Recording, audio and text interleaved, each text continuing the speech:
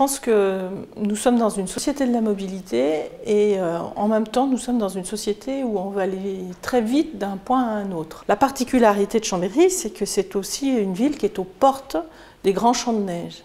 Et ce que l'on constate, c'est qu'aujourd'hui passent par Chambéry des gens qui viennent de très loin, de toute l'Europe. Alors voilà, il faut que évidemment, finalement, le numérique prenne en compte le chemin que tout un chacun a à faire. Et c'est vrai pour le travail, mais c'est vrai aussi pour les loisirs. Parce que finalement, qu'est-ce qu'on peut offrir nous pour compenser quelque part la concurrence qui existe et qui est normale?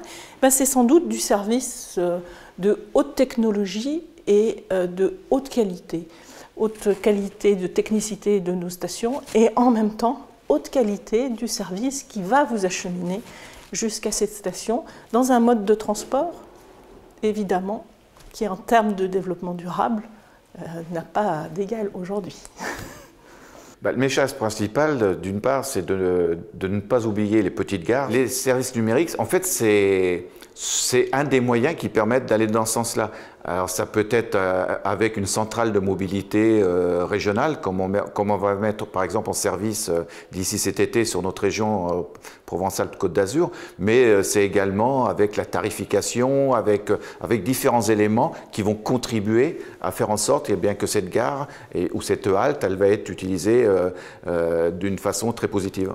Grâce au système que nous avons mis en place dans l'Oise, on peut depuis chez soi préparer son voyage. Donc je vais sur le site internet Oise Mobilité, je vais sur le calcul d'itinéraire et on me propose plusieurs solutions d'itinéraire, y compris chez nous, c'est unique en France, le covoiturage. L'informatique, les nouvelles technologies lui apportent un plus.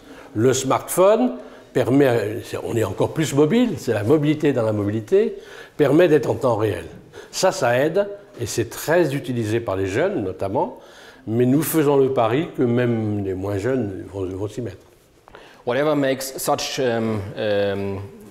connections from one mode of transport to another easy is good, and whatever makes obstacles is bad, and we have to remove the obstacles. Yeah. In Germany, we are very much dealing with the question how can we systematically develop parking lots at big stations for cars, but increasingly also for bicycles. How can we offer dedicated spaces for rental cars, for these car-to-go concepts, which can be easily booked via mobile devices.